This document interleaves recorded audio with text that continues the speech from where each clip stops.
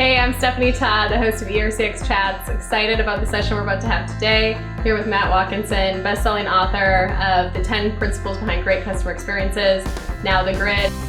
The great thing is you don't need to predict the future if you're the one who's actually making it.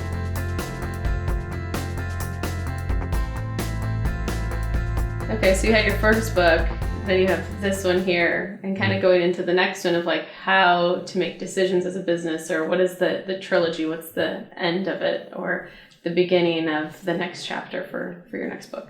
Okay, so it basically follows my own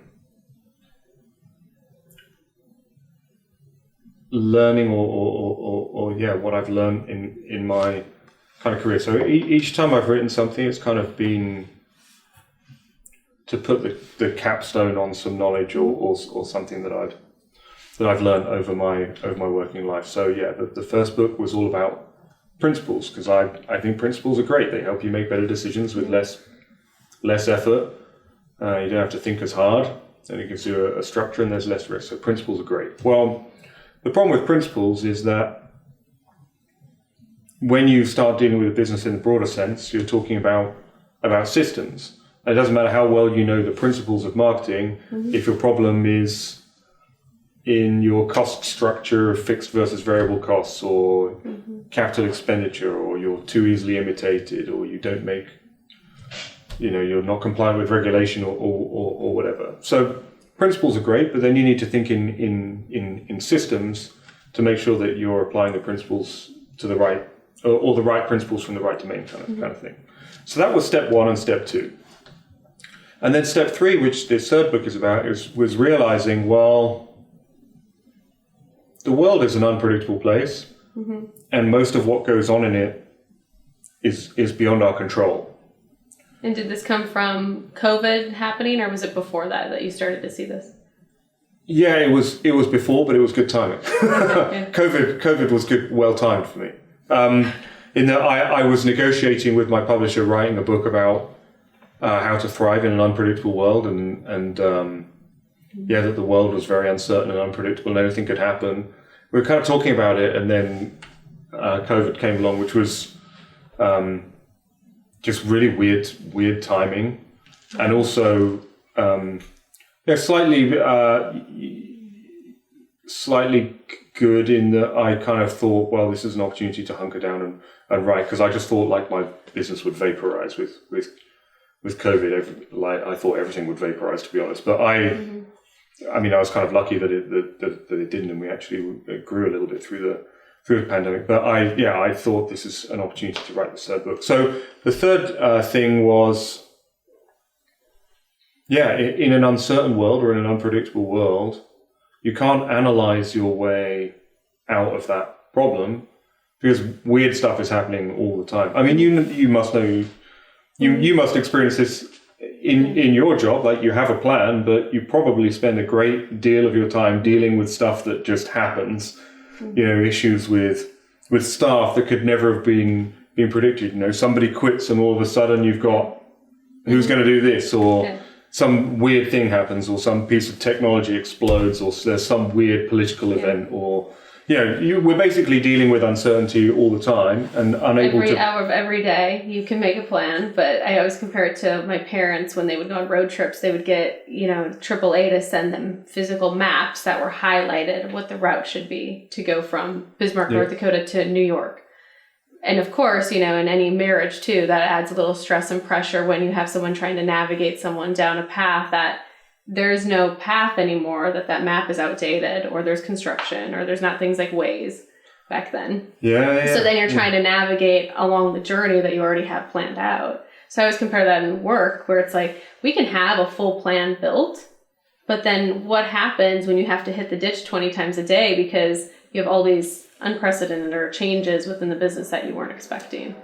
Yeah, well, I think Mike Tyson said everyone has a plan until they get punched in the face.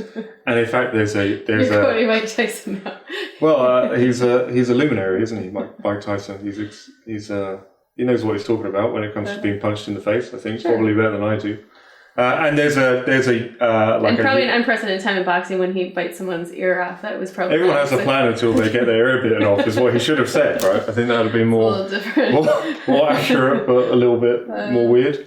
Yeah, and there's a Yiddish proverb as well, like "We plan, God laughs." I think that's definitely true. So when you're in a world like that, where we control the effort, but we don't control the outcome. The only thing, you need a different way of making decisions that isn't based purely on data, all of which comes from the past, and analysis, which can never be complete because you only have imperfect information. The world is dynamic and you're not in control of what people are doing. So, the third book is saying, well, what's the next level? You've got principal systems. The third level of thinking really is in probabilities or treating business and life more broadly, actually, because it touches on, it veers away from just being a kind of pure business book and into kind of personal growth stuff.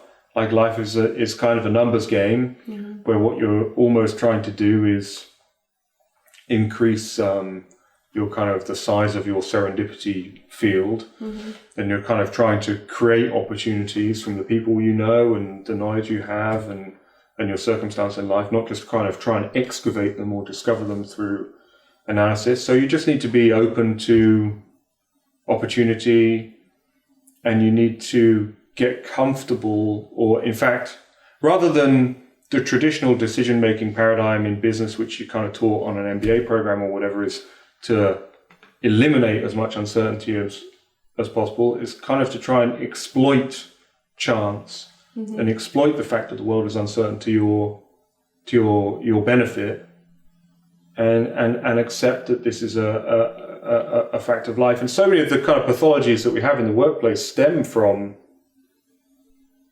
our relationship with uncertainty when you think about it. Like, so here's a really good example. When entrepreneurs launch a new product or have a new idea, they tend to work from the idea of affordable loss. I don't know whether this is going to work or not, but I'm prepared to spend $500 million to find out if you're James Dyson entering the electric car market, which he's now pulled out of, or if maybe you're not James Dyson, you're like, I might spend 10 grand, 100 grand, a couple of million, whatever. And if it doesn't work, I'm cool because I've got these guardrails in place that even if I lose all of that, I just can say, well, I was just learning about it. It was fine, right?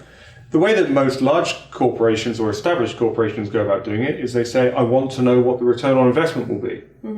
And that's how I sign off a project, is based on a forecast return. Well, as soon as you're doing that, you're kind of getting people to invent very specific calculations which are obviously going to be nonsense, right? And you're also saying, because we've committed to delivering this return through our kind of business case or whatever, if we don't do that, we have failed.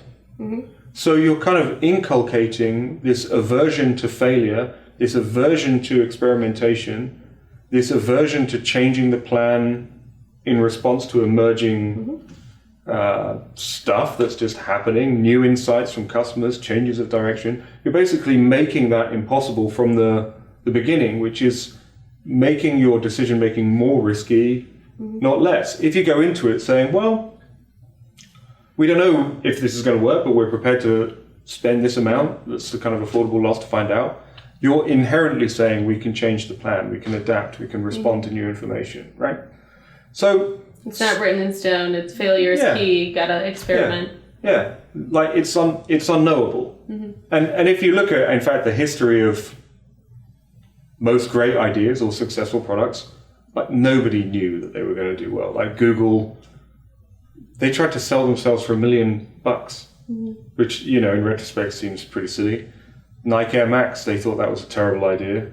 It's one of the best-selling sneakers of all time. Spider-Man, that's another crap idea that they thought would never take on. Like the Rand Corporation, who are like a very esteemed government think tank, thought that by 2020 we'd all be chauffeured around by expertly trained gorillas. Like that was what they thought would happen. The internet would never catch on. Television's a bad idea. There's no military use for aeroplanes. Like all of these things that contemporary experts predicted have turned out to be wrong. Our ability to predict what's going to be a success or a failure is